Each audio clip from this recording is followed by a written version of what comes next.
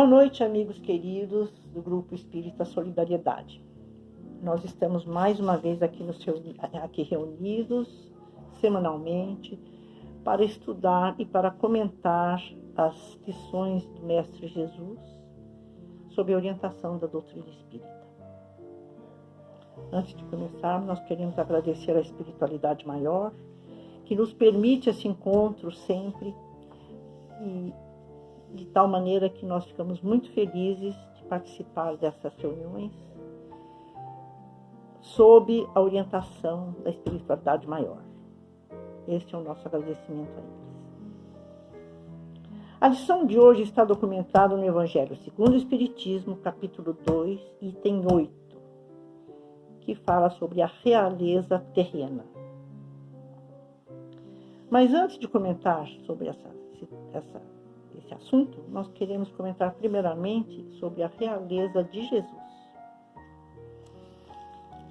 Então, Jesus, quando foi traído pelo sacerdote do Sinédrio, foi levado até Pilatos para ser julgado. E na segunda vez que ele aparece, que ele se apresenta na presença de Pilatos, Pilatos, então, lhe faz a seguinte pergunta: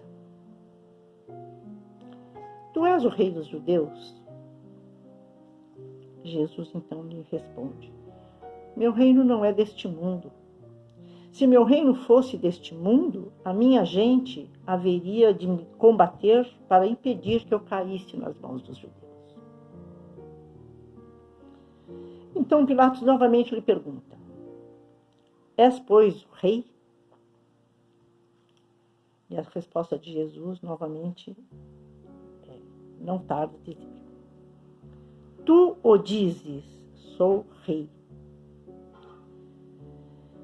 Eu não nasci e não vim a este mundo, senão para dar testemunho da verdade.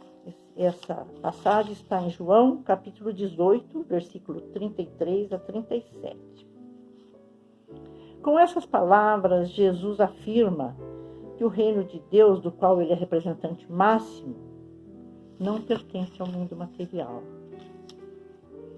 Esse reino de Deus a que Jesus se refere está numa outra dimensão, está na dimensão do mundo espiritual, que sobrevive à morte.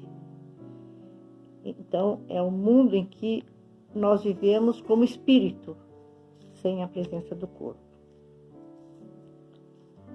Então, a realeza de Jesus está acima das concepções da realeza terrena. E é dela que vamos falar agora. A realeza terrena é constituída de todos os bens terrenos, transitórios, que terminam com a morte do corpo. São os bens que adquirimos enquanto encarnados. Então, esses bens são vários, esses bens. São as riquezas, posição social, os títulos que adquirimos enquanto encarnados. E são qualidades efêmeras que adquirimos enquanto encarnados e se encerram com a morte do corpo. Os verdadeiros valores eternos pertencem à alma, pertencem ao mundo espiritual. E esses bens, sim, sobrevivem ao corpo. São as nossas qualidades morais, positivas ou negativas. As nossas qualidades morais positivas são a honestidade, por exemplo, companheirismo, solidariedade, desapego. Mas também são as nossas qualidades inferiores. São as qualidades negativas, como orgulho, como a inveja, como ciúmes, como a avareza. Transpondo as portas do túmulo, nós estaremos face a face com a nossa própria identidade verdadeira. E sim, na presença direta com a nossa própria consciência, que vai nos cobrar o que nós fizemos aqui, enquanto encarnados, para contribuirmos para a melhoria do mundo material e a melhoria dos nossos semelhantes que conviveram conosco aqui, enquanto encarnados. Então, no mundo espiritual, os nossos títulos, a nossa fortuna, a nossa posição social não tem mais significado. E somos, então, neste mundo espiritual, interrogados sobre o que nós fizemos com todo o arsenal que nós adquirimos aqui, enquanto encarnados. Em que contribuímos para melhorar as condições de vida dos nossos semelhantes. Quantas vezes nós socorremos em dificuldades os sofrimentos das pessoas que nos procuram? Em que contribuímos para a dignidade social das pessoas que estão ao nosso redor e que são apresentadas à nossa presença? Em que nós contribuímos para a melhoria do nosso grupo em que nós atuamos enquanto encarnados? E somente as qualidades espirituais positivas é que nos dão a posição real do mundo espiritual, positivas ou negativas. A realeza terrestre fica aqui. E elas foram empréstimos que nos deu a espiritualidade e são ferramentas que nós podemos usar para subirmos cada dia mais o degrau da nossa evolução. Na parábola do mal rico, Jesus ilustra bem essa situação dos bens materiais e dos bens espirituais, da realeza material, da realeza espiritual.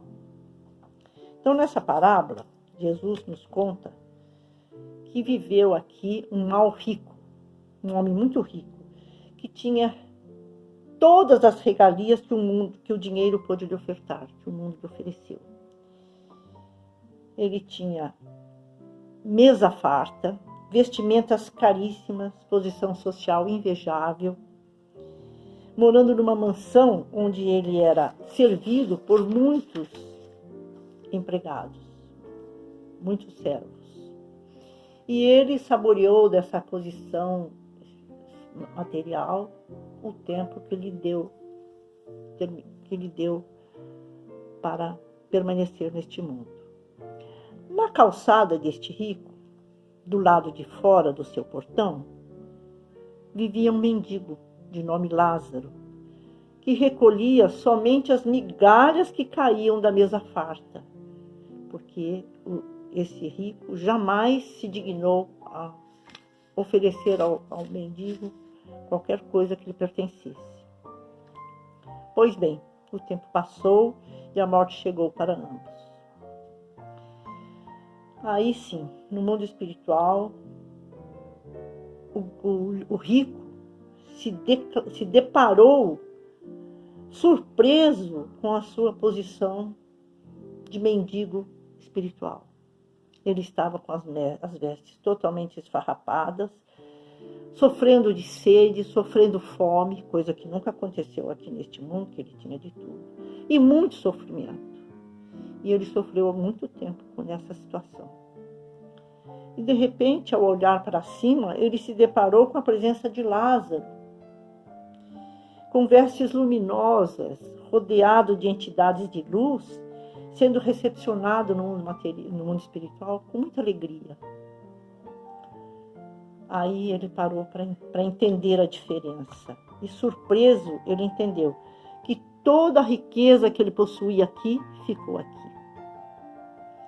E constatou também que nenhuma qualidade moral ele tinha para ter uma posição digna no mundo espiritual. Ele constatou apenas a sua extrema pobreza de espírito. E Lázaro, o mendigo miserável no mundo, suportou aqui com muita dignidade e com muita coragem e submissão aos desígnios divinos, a todo esse sofrimento que ele passou. E nessa situação, ele adquiriu qualidades morais superiores, como a tolerância, como a aceitação da sua posição de mendigo, solidariedade, dividindo com os que conviviam com ele na pobreza o que ele tinha recebido e dividia com os outros. Então Lázaro adquiriu umas qualidades espirituais muito grandes. E o pobre do rico estava situado numa posição de extrema pobreza espiritual. Então, nessa parábola, nós podemos perceber o ensino de Jesus, que mostra que aqui nós temos ferramentas para evoluirmos e usufruirmos das qualidades, das benesses que o mundo material pode nos fornecer. Depende do nosso esforço adquirir isso. Mas, concomitantemente a essa posição que nós procuramos adquirir no mundo material, nós devemos construir as nossas qualidades morais, que são as que realmente partem conosco após a morte do corpo.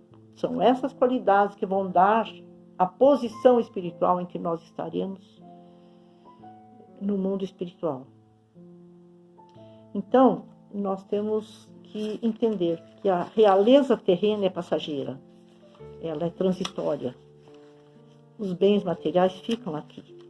Nós voltamos para a espiritualidade apenas com os bens da alma, os bens espirituais. E esses bens nós temos que lutar para adquirir enquanto estamos tanto no mundo material quanto no mundo espiritual.